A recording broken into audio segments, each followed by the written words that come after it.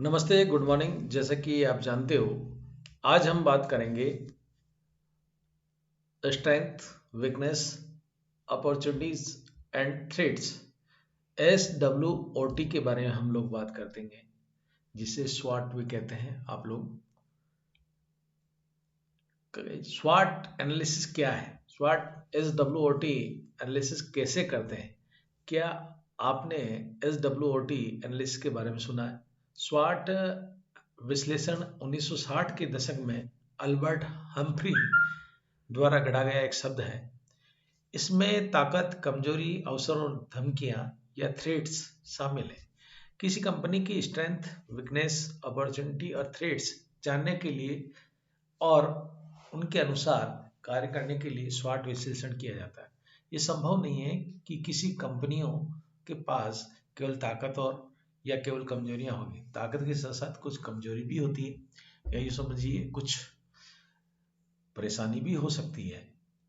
तो आज हम इसी पे बात करेंगे, विचार विमर्श करेंगे, डिस्कस करेंगे, परिचर्चा करेंगे।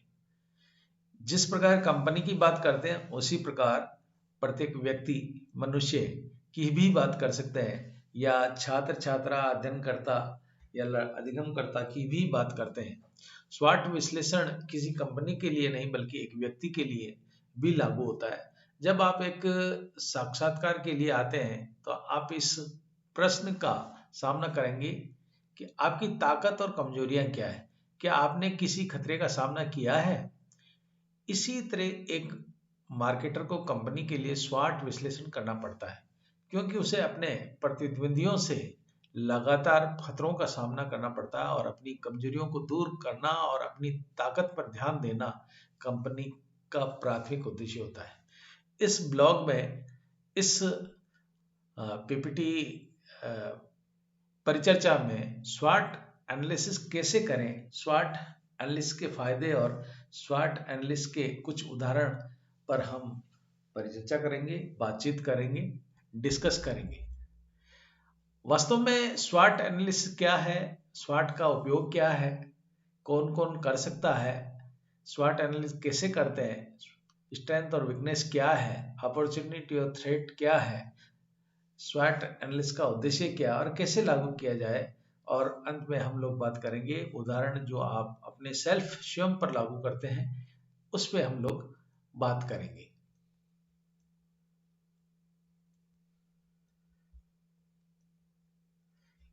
स्वॉट एनालिसिस क्या है? स्वॉट एक तकनीक है जिसकी सहायता से हम किसी समूह, ऑर्गेनाइजेशन और किसी प्रश्न या व्यक्ति या छात्र की खूबियों, कमजोरियों, अवसरों और चुनौतियों का पता लगा सकते हैं। ये स्टार्टअप और बिजनेस के लिए काफ़ी उपयोगी है। कुछ मुख्य रूप से स्वॉट एनालिसिस किसी ऑर्गेनाइजेशन या ग्रुप को इफेक्टिव बनाने में मदद करता है। स्वॉट चार अलग अक्षरों को जोड़कर बनाया गया एक शब्द है, जो कि S स्ट्रेंथ यानी ताकत, W वीकनेस कमजोरी, अपॉर्चुनिटीज यानी अवसर, T थ्रेट्स यानी खतरे या परेशानियां। मुख्य रूप से स्वॉट विश्लेषण हमारे अंदर के ताकत, कमजोरी, अवसरों और चुनौतियों को पहचानने में मदद करता है। हम कह सकते हैं कि ये एक शब्द नहीं बल्कि एक तकनीक है जो कि हमारे अंदर के चार स्तंभों का विश्लेषण करने में मदद करता है। स्वॉट की सहायता से हम किसी भी व्यक्ति या ऑर्गेनाइजेशन के भविष्य का विश्लेषण कर सकते हैं। स्वॉट का उपयोग क्या है? ये स्टार्टअप और बिजनेस के लिए काफ़ी उपयोगी है। कोई भी ऑर्गेनाइजेशन के अंदर क्या चल रहा है, इसके लिए हमें ताकत और कमजोरी पर फोकस करना होगा, और ऑर्गेनाइजेशन के बाहर क्या चल रहा है, इसके लिए हमें अवसरों और चुनौतियों पर फोकस करना होगा। ये आपके प्रतियोगी, कॉम्पिटिटर के कमजोरियों को समझने में काफ़ी मदद करता है और आप अपने ऑर्गेनाइजेशन को और बेहतर बना सकें। स्वॉट कौन कर सकता है? एक आदमी जिन्हें अपने ऑर्गेनाइजेशन के बारे में पूरी जानकारी है, पर मुख्य रूप से ये काम ऑर्गेनाइजेशन के लीडर और फाउंडर का होता है। बहुत सारे ऑर्गेनाइजेशन ये काम ऑर्गेनाइजेशन के अलग अलग सेक्टर के लीडर को देते हैं, पर ये एक गलत तरीका है, क्योंकि कोई भी ऑर्गेनाइजेशन को उसके फाउंडर से अच्छा कोई नहीं जानता। इसी प्रकार कोई भी व्यक्ति या बालक या छात्र छात्रा या पर्सन अपने आपके बारे में जितना ज़्यादा जानता है दूसरा कोई नहीं जानता, तो इसलिए स्वयं को ही करें तो बेहतर है। स्वाट कौन कौन कर सकता है? एक आदमी जिन्हें अपने ऑर्गेनाइजेशन के बारे में पूरी जानकारी है, पर मुख्य रूप से ये काम ऑर्गेनाइजेशन के लीडर और फाउंडर का होता है।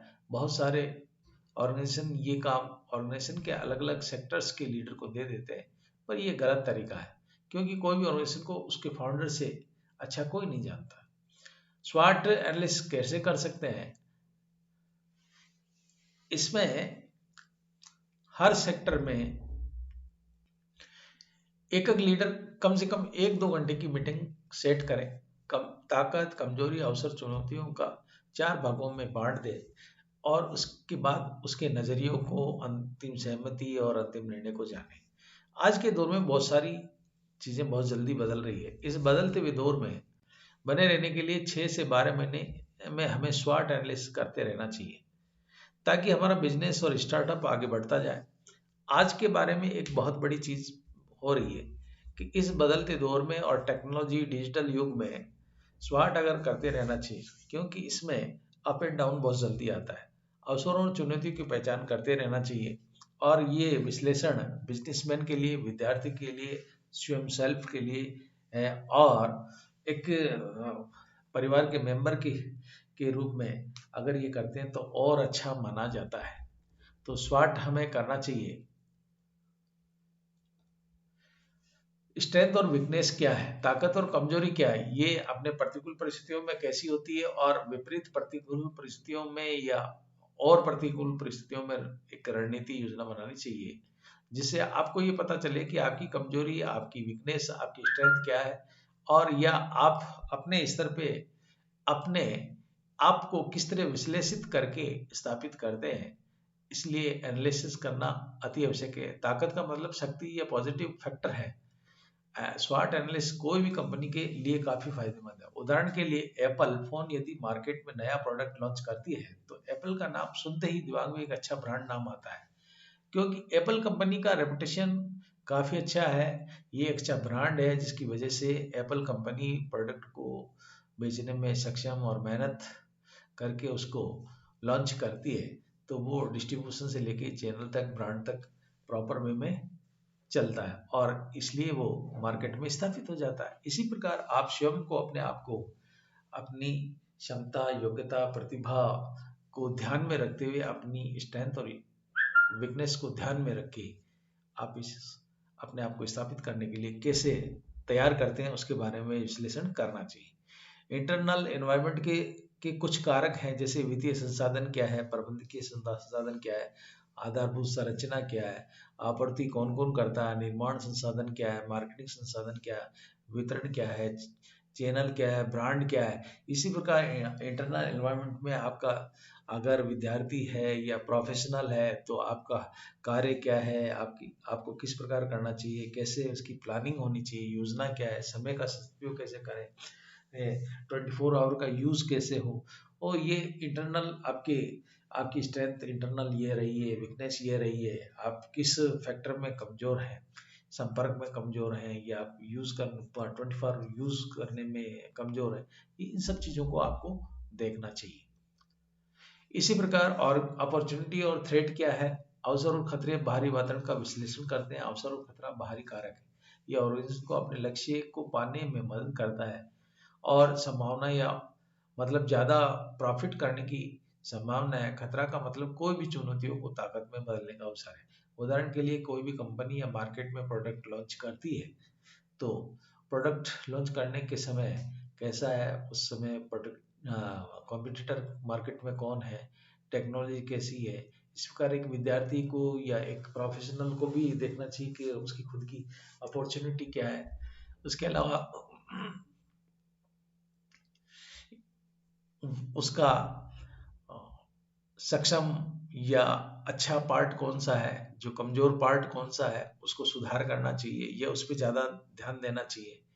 बाहरी वातावरण में भी प्रतियोगी कौन है, उद्योग का वातावरण कैसा है, राजनीतिक माहौल कैसा है, तकनीकी सुविधाएं कैसी है, नैतिकता कैसी है, सरकार और सामाजिक और जनसंख्या स्तर कैसा है। इन सब बातों पे आपको देखना चाहिए। संस्थान, संगठन या व्यक्ति, इन सब चीज़ों को आपको देखना चाहिए। इसी प्रकार स्वैट जो एनालिसिस होता है उसका मुख्य उद्देश्य है निर्णय करना।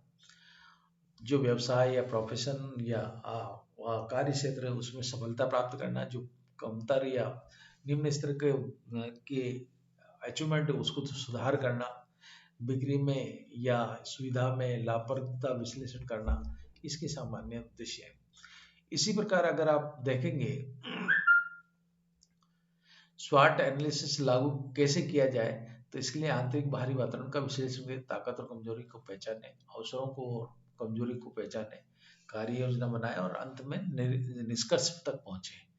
इसके लाभ है रणनीतिक मदद मिलती है, संगठन ताकतवर बनता है, व्यवसाय प्रोफेशन या अपनी स्वयं की कमजोरी दूर होती है और समस्याओं का समाधान होता है। प्रतिकूल जो वास्तविक समस्या वो पहचान ली जाती है और उसके अनुसार कार्य करने से सफलता मिलती है। स्वाट के अगर आप उदाहरण देखेंगे तो स्वाट एनालिसिस समझने के बाद हम स्वाट एनालिसिस की कुछ उदाहरण समझेंगे। जैसे कि आप जानते हैं कि ताकत और कमजोरी आंतरिक है और इस आंतरिक कमजोरी को बदलने के लिए हमें बाहरी खतरे और अवसरों को भी नियंत्रित करना चाहिए। और इस उदाहरण को ध्यान में रखनी चाहिए कि हमें जो हमारी स्ट्रेंथ है या हमारी ताकत है उसके अनुसार कार्य कर, जो हमारी कमजोरी है उसको दूर करें।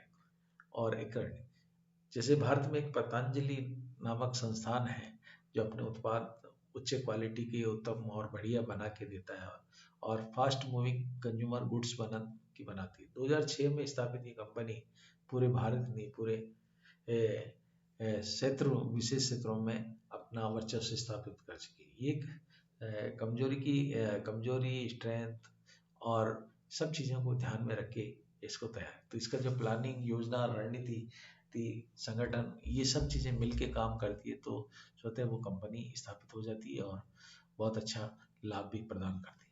इसी प्रकार अगर FAQS की बात करते हैं तो स्वाट एनालिसिस क्या है? स्वाट एनालिसिस एक तकनीक है जिसकी सहायता से हम समूह, व्यक्ति, विद्यार्थी, प्रोफेशनल, ऑर्गेनाइजेशन, पर्सन की खूबियों को, कमजोरियों को, अवसरों को, चुनौतियों को पता लगा सकते हैं और पता लगे कि उन समस्याओं को, चुनौतियों को, कमजोरियों को या ताकत के आधार पर और उसका डिटेल विश्लेषण करके स्वयं में स्थापित कर सकते हैं और उसके प्लस और माइनस पॉइंट निकाल के और स्थापित कर लें और अपने आप को सफल बना लें। ये व्यक्ति के लिए भी है, संस्थान के लिए। अगर हम इसको ज़्यादा और डीप पढ़ना चाहते हैं तो इसकी रेफरेंस बुक है managing on one self, Peter F. Docker की है। एंड हिंदी में अगर आप पढ़ना चाहते हैं, स्वाट एनालिसिस एक तकनीकी है जिसकी सहायता से ग्रुप, ऑर्गेनाइजेशन, किसी पर्सन, व्यक्ति खूबियों को पता लगा सकते हैं। ये इस प्रकार आप SWOT यानी स्ट्रेंथ, वीकनेस, अपॉर्चुनिटी और थ्रेट का आप विश्लेषण कर सकते हैं। इसी के साथ थैंक्स। मैं आपका दोस्त, host, counsellor, motivator doctor CS Pathi. Okay, now thank you. Mail कीजिए मेरे YouTube चैनल से, मैंने लिंक लगाया, उससे जुड़िए और इसी प्रकार आपको अच्छी अच्छी जानकारी और मोटिवेशनल स्पीच सुनने को मिलेगी। Okay, now thank you.